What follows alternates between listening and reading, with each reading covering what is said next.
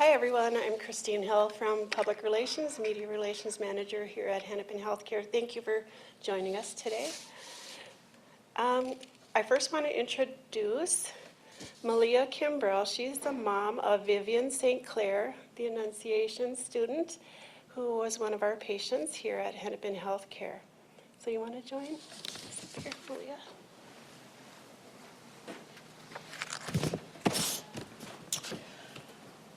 Every Annunciation child and teacher has a unique account of the horrific things they witnessed and experienced in that church.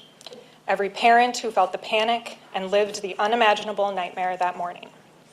Every alumni and parishioner, every community member, every Minneapolis resident. The trauma is palpable, and we are not okay. We all have a story, and this is mine. My daughter's name is Vivian St. Clair. She is a third grader at Annunciation who just turned 9 years old. She was shot twice in the back and once in the arm while she sat in church last week. After several minutes of chaos and hiding under the pew, she followed her teacher to safety at the school. It was there that her friend said to her, "Vivi, are you okay? You have a hole in your back." After being hospitalized at HCMC, I got to take her home. I got to take my child home after this horrific massacre. But the Moiskis didn't, and the Merkles didn't. We all dropped our kids off that morning, but we didn't all get to take our kids home. And that level of heartbreak is unfathomable. No parent should ever experience that pain, and I will tell you, those two especially do not deserve that pain. When something terrible and tragic happens, you're supposed to look for the helpers, the good people. There was evil that day. There was unimaginable evil. But I want to acknowledge that there was also countless examples of selfless people doing extraordinary things. The group of dads who were at Mass, and our priest and deacon and principal who had no regard for their own safety as they immediately ran towards the gunfire. The heroic teachers who sheltered our kids under pews.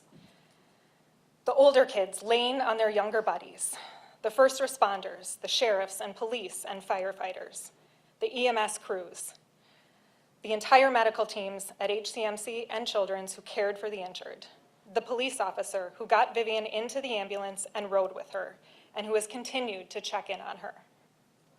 The nurse you've heard about who went into the CT scan with Vivian and held her hand and comforted her until I could get there. That is the embodiment of the saying, "There is no such thing as other people's children." The neighbors and friends and family and coworkers and strangers who have shown a remarkable amount of love and support for our community. We are forever grateful. There aren't adequate words to express the immense gratitude that I feel. But I want to warn you, if you think this won't happen to your kids, your neighbors, your nieces and nephews, your grandkids, think again.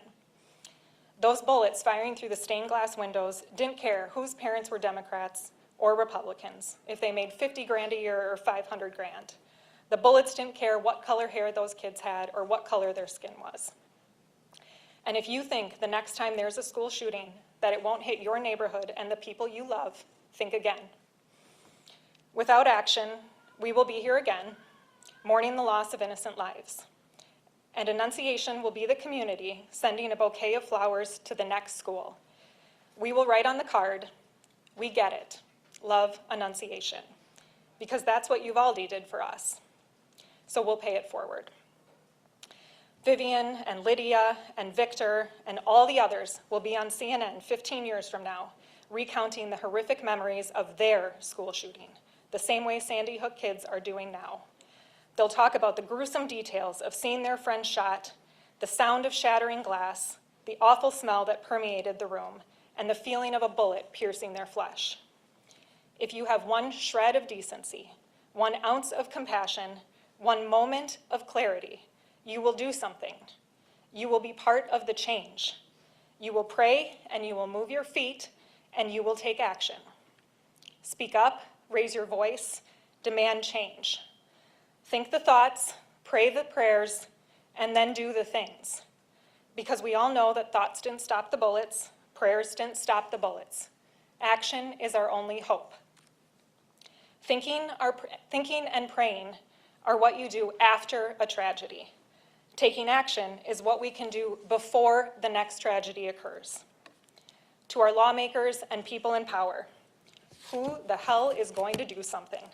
Who's going to make meaningful change and take tangible steps to break the cycle? This moment and this opportunity will define your character. Are you courageous or are you a coward? Do you care about our kids? Don't tell us the answer, show us. Prove it. Prove you care. Do we need improved mental health support in our schools and communities? Yes, please fund the hell out of that. Do we need improved measures on background checks and identifying potential risks? Absolutely, make it happen. There are many ways we can do better for our kids. Any and all options are on the table. But doing nothing is not an option. I know people who are hunters. I know people with conceal and carry permits. That's not what I'm talking about. But I will settle for nothing less than an immediate ban on semi-automatic rifles and high-capacity magazines. And I will get the names of any lawmakers who stand in the way of that happening. And I will invite you to come to my living room and insist that you hold Vivian's hand while we do her dressing changes each night and she cries the entire time. And you can look her in the eye while you cleanse her bullet wounds. And you can tell her to her face why you are opposed to keeping her safe, why a semi-automatic rifle is more valuable than her life. I will end by imploring you to pray for Sophia's recovery, pray as hard as you can. And please, please keep Fletcher and Harper's memory alive. Honor them and remember them for the amazing kids that they are. Not just now while this story is fresh in the headlines, but in the coming weeks and years and decades ahead. Always remember them. Now, more than ever, we need a future filled with hope. Thank you.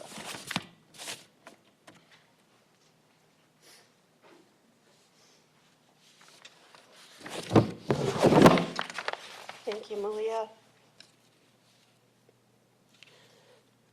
Now I want to introduce Samantha Lau.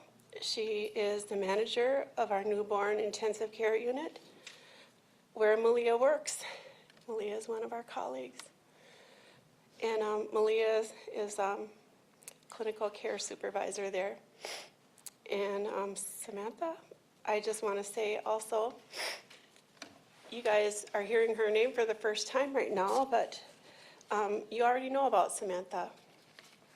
Last week, Dr. John Gakin mentioned that a nurse accompanied one of our patients in the CT scanner, and that was Sam, who accompanied Vivian.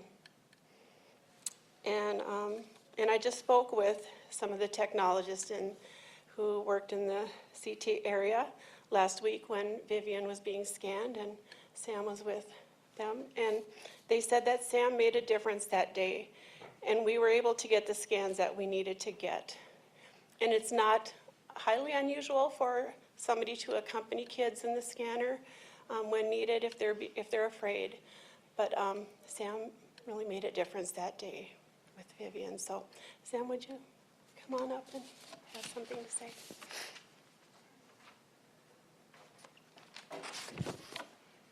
All right. I just want to start off by saying that the focus of this moment has to remain on the children whose lives were tragically taken, those who are injured, and the families and the community members who are grieving. No words can capture the depth of that loss, the loss of life, of safety, of security, and of normalcy. The story of Vivi and I just happened to be highlighted last week, but there were so many moments like that day. I feel honored to have been with her. Vivi showed so much strength and courage. Staying with her was not bravery, it was instinct. As a mom myself, I'd hope someone would do the same for my child, and I would do it again tomorrow without hesitation. Another example of this amazingness that was here that day is a NICU nurse named Meg. She used to work in the emergency department. When she heard there was a mass casualty that day, she left our unit and went straight to the stateroom to help in any way that she could. No questions asked. She didn't have to put herself in that situation, but she did. She is just another one of the truly amazing people that work here. So many people stepped outside of their comfort zones and did things that were never in their job descriptions. Teachers, staff, healthcare workers, first responders, parents, even students, everyone. Everyone showed courage that day and compassion in impossible circumstances.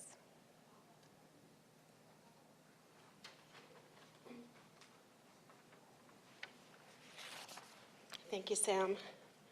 And now I want to introduce Rachel Dennett. She is our interim chief nursing officer. She's going to say a couple words.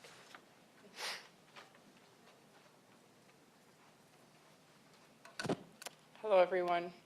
My name is Rachel Dennett. I'm the interim chief nursing officer here at Hennepin Healthcare. Today you heard some pretty incredible stories. Thank you both for being brave and stepping up and speaking, especially Malia, what you had to say. It's important. And Sam, what you had to say is what we do every day. We take care of people, everybody, and even during the most vulnerable times. I couldn't be more proud to work with both of these nurses, as well as all the other nursing staff and all the other healthcare employees that are here at Hennepin Healthcare. Every single one of these kids is important and has a story and has gone through a lot. I've spent some time with the other directors and other nursing leaders rounding through the units, chatting with some of the family members, and it's been heartbreaking, to say the least. And so what Malia said is 100% to the core. We do need active change, and that's praying, but that's also doing something about that and speaking out. So I want to thank you both for being brave today and doing that, and I want to thank everyone for listening in and being here. So thank you. Thank you. Thanks. We're going to open it up for some questions now for Sam. If you want to come on up, Sam.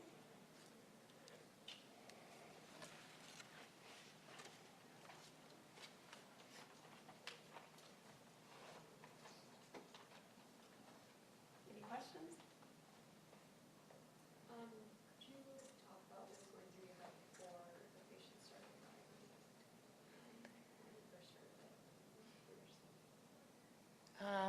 Sure. So we found out that there was something that had happened. We have a meeting every morning at 8:30 with all the charge nurses, and the house soup received a call during that meeting. And I just remember her on the phone saying 2-0. She gets off the phone and said that there was a mass casualty and that many victims. There was 20 people. And at that time, we did not know that it was pediatric. We had no idea. So everyone, jumped into action and went to their respective units, which is when I went to the NICU and Meg went down to the stateroom. And then pretty quickly after that, we found out this happened at a church. This was a school. These were kids. And so, yeah, I think at that point, all of us felt a very different sense, in this sense of panic. Shortly after that, Malia called me. She was not working that day, and said it was Vivi's school, and did I know anything? And I didn't at that point. And I told her I would let her know if I did. And then probably not 10 minutes later, she called me and said that Vivi's here. Can you go find her? And so that's just what I did, was go find her.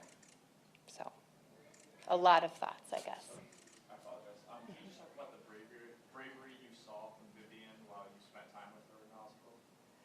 Yeah, so I had never met her before, but she is a remarkable little girl. She remained so calm and poised, and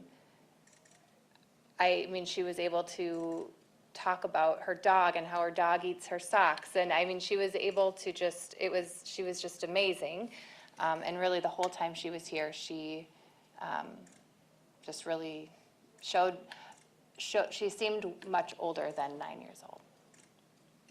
As a healthcare worker, how do you help children get through a moment like that and process it when you're trying to get through it and process it yourself? I think that you just kind of, I'll only, I guess, speak for myself. I think in that moment, I just knew the most important thing was her. And I thought about Malia, and I thought, if this was my child, I would want someone to try to make something normal for them. I have no idea what to do. I'm not a PICU nurse. I don't normally do anything like that. So I just talked to her like she was my own kid, and I tried to remember every single thing Malia ever told me about Vivi. And so I started talking to her about hockey and her dogs and a trip. And I think you just, I don't know, I think anybody in a moment like that, you just do anything you can. And you just kind of, it's like an out-of-body thing. You focus on what's important, which was her. Can you retrain for something like this? No, I don't think so. I think I don't know how to answer that. No, I don't think so. It was mentioned that Vivian might have bullet fragments that will not be removed. Will those remain? They will remain.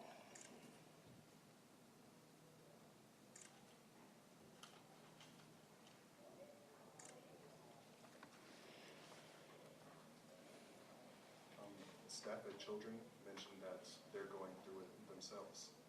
How are you all doing?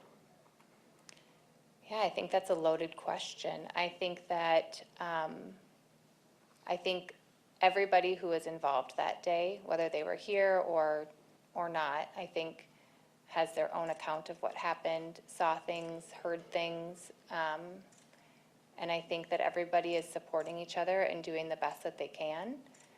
But I think that right now there's outpouring support for everybody. And I worry about what it's going to look like when things get quiet. But everyone is supporting each other right now the best that we can.